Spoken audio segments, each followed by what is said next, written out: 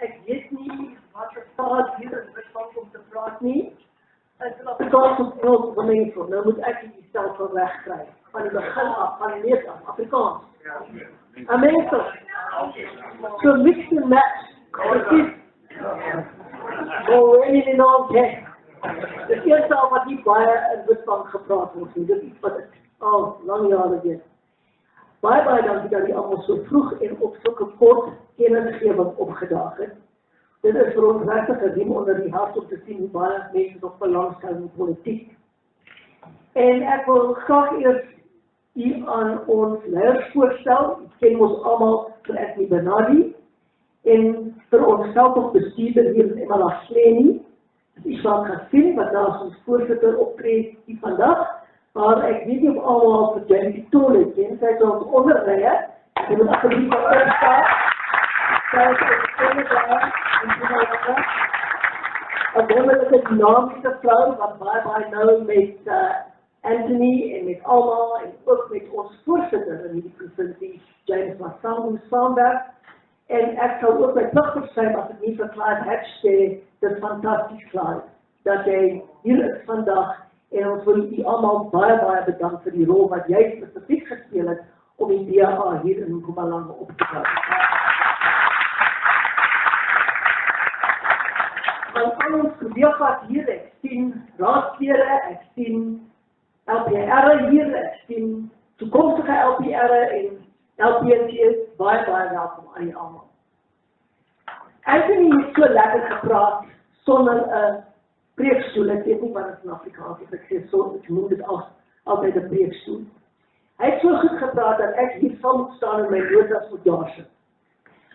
But when Anthony was speaking now, I was reminded of the very well-known saying that all politics is local. Politiek is plaaslik. And it's local because when your local services start failing, en wanneer jy jou toilet wil spoel en hy wil nie spoel nie, raak dit jou ernstigste probleem. En as al die basiese dienste werk en goed werk, neem jy dit as vanselfsprekend, en sodra dit nie werk, het jy uit die aard van die saak baie klagtes en probleme, wesenlike probleme, as jy nie jou toilet kan spoel nie, as jy nie jou bad kan vol tap nie, met skoon water en dies meer. As die ligte nie aangaan nie, as jy nie die pad kan ry nie, omdat dit vol slaggate is. En dis hoekom mense baie belangstel in plaaslike politiek. Maar dit is vir my baie snaaks. As mense my bel, en hulle bel my dikwels, want almal in Suid-Afrika het glo my selfoonnommer, of my e-posadres, of my Twitter-handle, almal het iets van die aard, en hulle kom na my toe met elke probleem, as die ligte nie aangaan nie, as daar slaggat is, as enigiets. En ek bel hulle terug en ek sê, dis jou raadslid se werk om die ding reg te kry, wie is jou raadslid? En 10 teen 1 weet hulle nie wie hulle raadslid is nie. En dan sê vir hulle, okay, want ek moet dan uitwerk wie die raadslid is, sê vir hulle, wat sê vir my, waar spesifiek het u gaan stem in die laaste plaaslike verkiesing, sodat ek kan uitwerk wie die raadslid in daardie area is. Want dan sal 'n raadslid in eMalahleni help nie, dat hulle vir my sê, hulle kom van eMalahleni.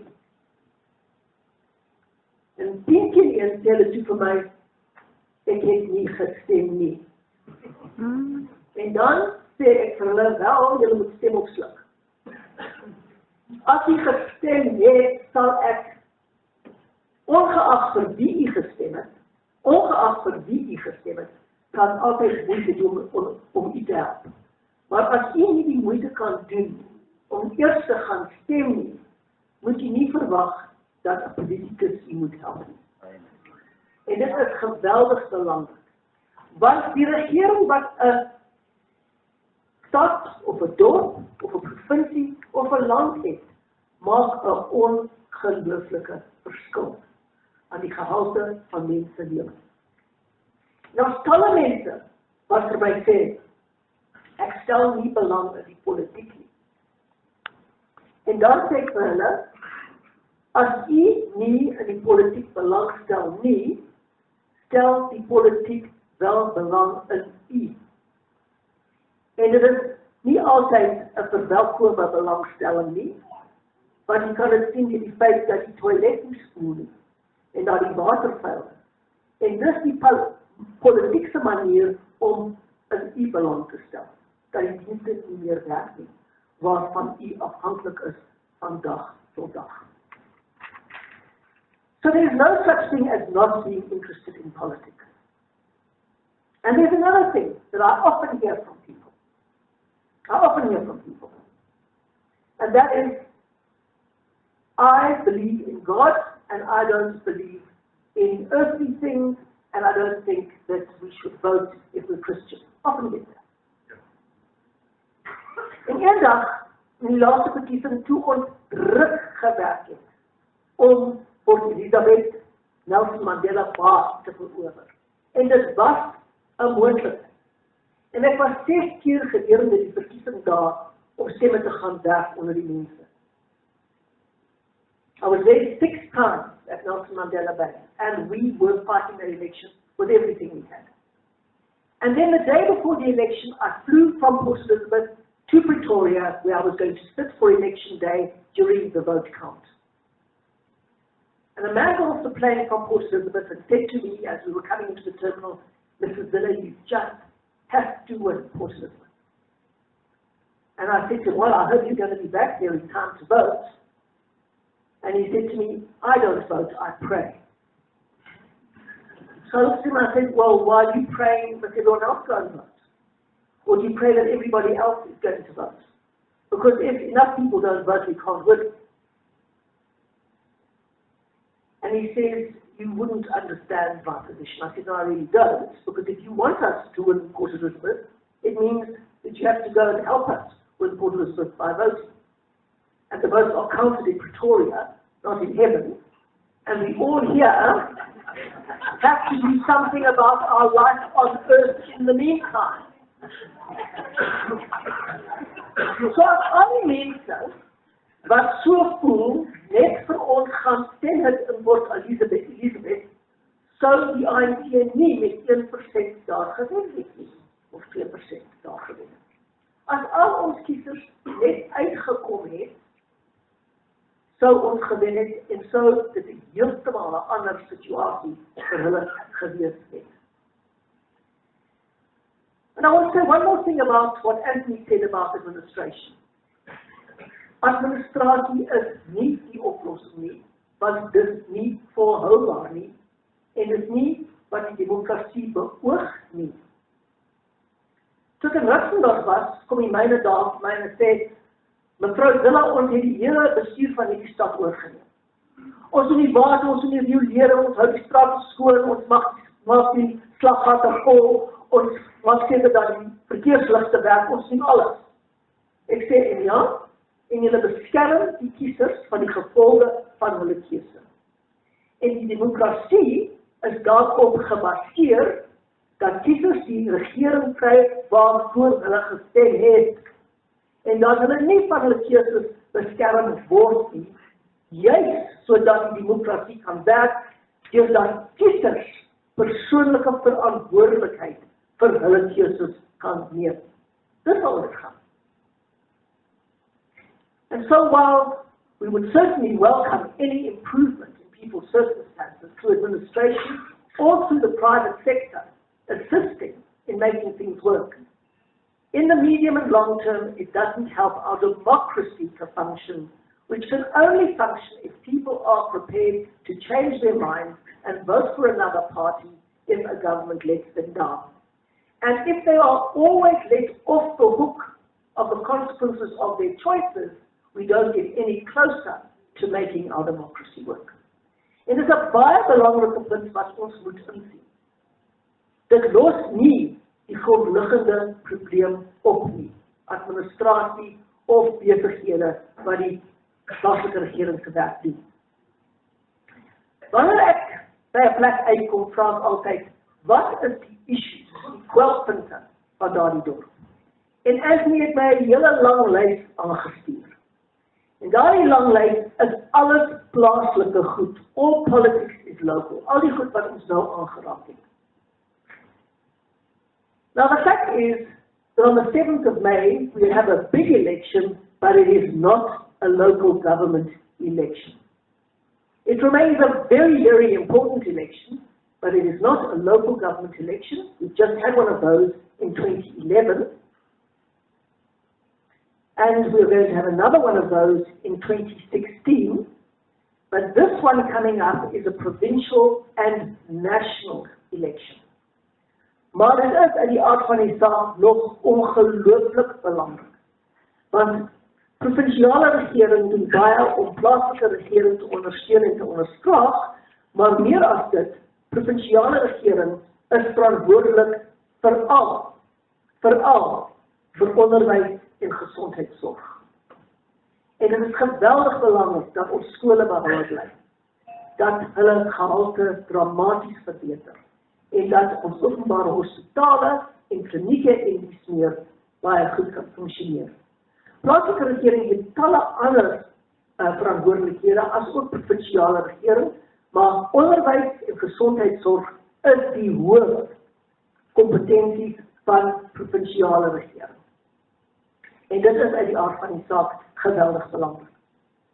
En dit skep die platform vir 2016 vir die volgende plaaslike regering. En Ankie het vir my gesê, in 2016 sal ons eerste plaaslike raad in Mpumalanga kan verower. En sodra ons dit kan doen, dan sal u die onderskeid kan tref tussen 'n DA-beheerde raad en ANC-beheerde raad.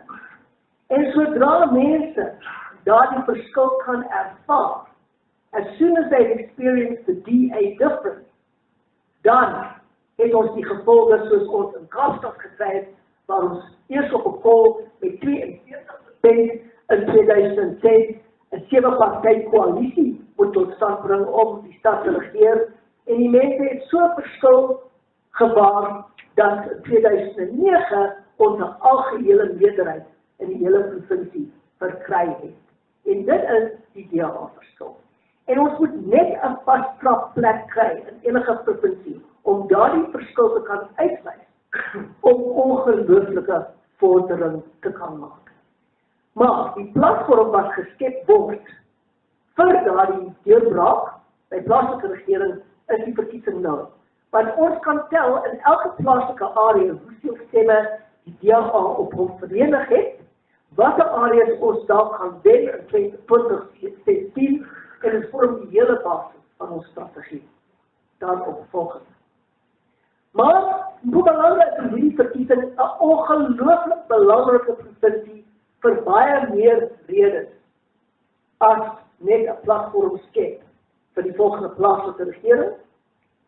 Dit is geweldig belangrik omdat ons die grootste gros moontlik van DA-verteenwoordigers in die raad moet kry. Anthony gaan daar wees, Jane gaan daar wees, en talle ander gaan daar wees. Ek weet nie of al die kandidaate daar vandag hier is. Ek ken die hele lys uit my kop uit nie, want daar is so baie DA's vandag dat ek sukkel om by te bly. Maar ons moet die grootste getal moontlik in daardie raad kry om die regering verantwoordbaar te hou. En daardie verantwoordbaarheid, holding them accountable, is very, very important. Why? Because power corrupts and absolute power corrupts absolutely. This is the best in the hele wêreld here. And democracy is based on that insight.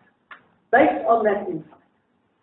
And so democracy assumes that power will be held to account by voters who won't tolerate corruption. But if voters every time see a corrupt government and keep voting for it irrespective, why should that government stop being corrupt? There's no need to. If I know I can take 246 million rand of taxpayers' money and spend it on my holiday home, and people still vote for me in huge numbers, why would I stop doing it? Very convenient to be able to upgrade your holiday home without paying tax on taxpayers' money. Very convenient. And so if leaders think they can do that, of course it's the leader's fault, but in a democracy, if voters vote such leaders back, it's their fault. That's just the truth of it. And so, politics in ANC-governed provinces runs the risk of becoming an internal conflict between different factions of the ruling party. That is why, as he said, that the collapse of eMalahleni was due to internal power factions in the ANC, because they believe that the voters will always vote them in, and that the only politics they have to run is internal contestation for the top positions where they can loot the most. And so, it is very important for the voters and the ANC to get the message that the voters will change their mind and will vote them out if they are corrupt. I looked at the Auditor General's report and I was amazed. Because in 1 year in eMalahleni, unauthorized and mis-expenditure, fruitless and wasteful expenditure, it's called, went up 10,000%. And that can only happen in a government that thinks it will never be voted out. Maar as dit gebeur, sal die maatschappij sekerlik in enige democratie uitgestemd word. And so people who say, I like the ANC, but I don't like Jacob Zuma, and Jacob Zuma isn't the whole ANC, and so I'll keep on voting for the ANC, is simply perpetuating that cycle of abuse of public money, and what that leads to is a collapse in investment, because no one's going to invest when there's no services, because all the contracts have been given to cadres who aren't keeping the water clean or the lights on.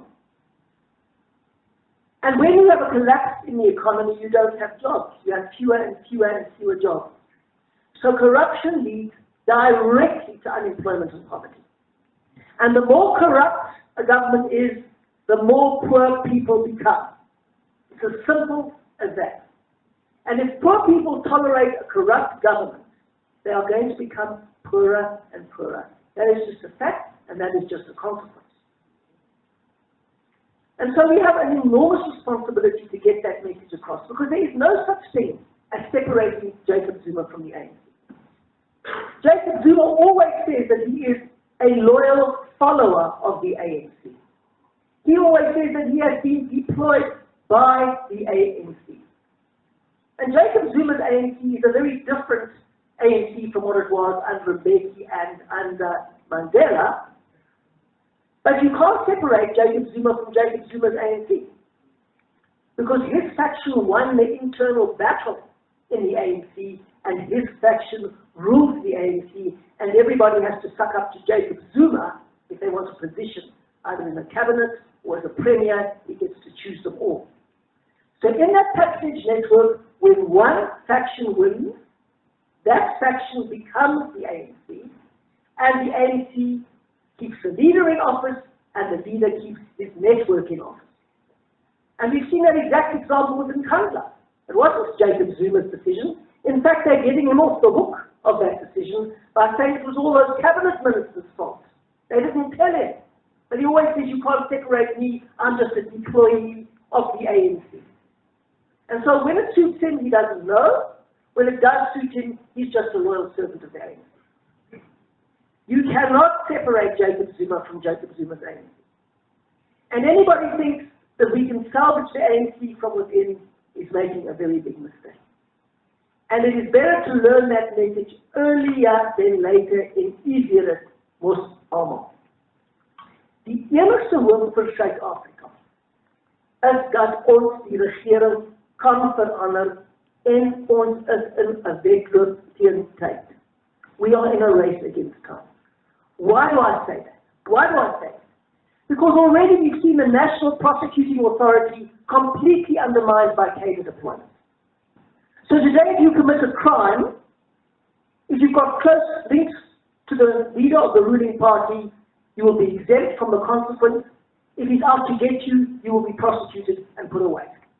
And the minute the prosecuting authority becomes an extension of the ruling party, democracy dies. What is happening through the Judicial Service Commission? A very, very worrying tendency around the appointment of judges.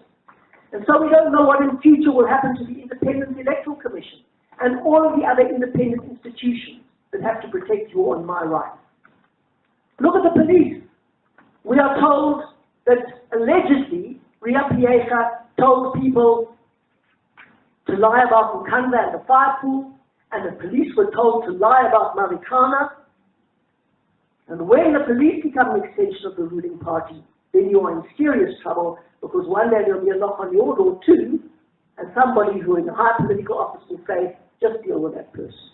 And there'll be trumped up charges of all the evil consequences of what happens when the police and the criminal justice system protect the ruling party and not the people to have free and equal access to justice. And that is why we're in a race against time, because this catered appointment is taking over every institution that should be independent of the ruling party in a democracy. And that is why we have to win elections. And it does not help to have a whole lot of tiny little parties. People will say to you, it doesn't matter in a proportional system because those parties can all get together and form a coalition. But believe me, when you have 7 little parties all coming together with a bigger party to run a coalition like that, it's very, very, very complex, and it's very hard to implement any of your policies.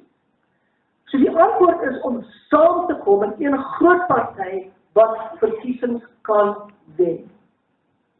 Now it is true that we can't win in Mpumalanga in this next election. I'm not going to lie to anybody.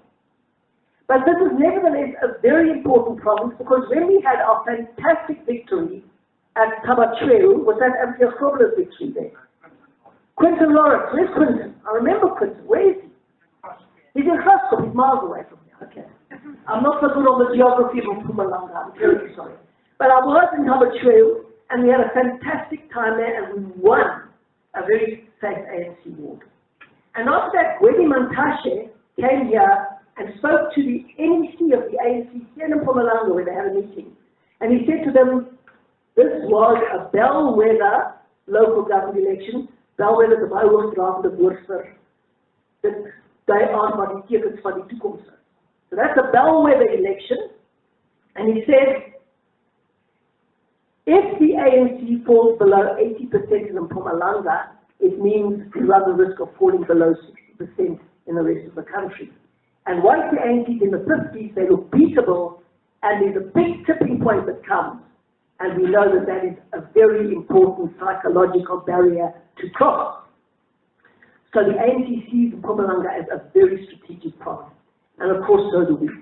We have to grow here. We can grow here. We have extraordinary leadership, very energetic leadership, really hard-working leadership, and the most diverse leadership in the country. So it really is wonderful to see such a strong, united, dedicated, and focused team here in Mpumalanga. And that's why this is a strategic problem, because the ANC relies to get their 2/3 majority that the Sunday Times, interestingly enough, predicted they would get. They rely on Mpumalanga, Limpopo, the Northwest, and KwaZulu-Natal, of course, and various other provinces. And that is why it is so critical to harvest every single vote here, not only as a platform to win our first local government in 2016, but as a platform to show the ruling party that voters do change their mind and vote out corrupt politicians. And that in fact, the result in a province like Mpumalanga can take us to the tipping point of politics, where more and more people move towards an opposition vote, as for example, many people moved from Nokia to BlackBerry to Apple to Samsung, and that's when you get a tipping. And those choices have to be made on the quality of the offer, not on race. And our challenge is to rise up above the divisions of the past, unite South Africans around a common value set, and go out and win elections to defend each other's rights, to choose our own identity and live the life we value. The ANC has a very simple job in the election. Hulle moet ons net verdeel. En hulle moet net verdeel op die ou skeidingslyne in ons politiek. Dit is 'n baie maklike werk om te doen en hulle doen dit tamelik goed. En ons het die baie moeiliker werk om te doen en dit is om mense saam te bring om 'n nuwe meerderheid te bou. En oor die hele Suid-Afrika is dit 'n baie groot uitdaging. Maar ons is weg daarvoor. Ons kom in elke uithoek van Suid-Afrika. Ons bring ons boodskap hier aan al die mense in al die tale van die land. En ons sê, kom ons staan op, ons bou een nasie met een toekoms, waar elke persoon oor sy eie identiteit kan besluit en sy noodlot kan beskik as hy bereid is om hard te werk en om sy geleenthede te gebruik. En die rol van die staat is om daai vryhede te verdedig, geleenthede te vermeerder en die dinge vir mense te doen wat hulle nie veronderstel kan word om vir hulself te doen. That's the role of the state. And so that freedom and opportunity is what we stand for, and we call it die oop geleentheidsgedrewe samelewing vir almal. En ek het geen twyfel dat meer en meer mense oor alle grense hier in Mpumalanga hulle agter daardie visie skaar. So dis my boodskap vandag. Hierdie verkiesing maak 'n groot verskil. Maar absoluut seker dat al die familie, al die vriende, al die bure, al die kollegas hiervan te kenne kom, dat dit die moeite doen om uit te kom op stemdag. Don't go fishing in the dirty waters of the eMalahleni Dam. Ask yourself why the water is dirty. Accept that you have a responsibility to make it clean, and that starts with your political involvement. If you are not interested in politics, politics will be interested in you. Bye-bye, Doctor.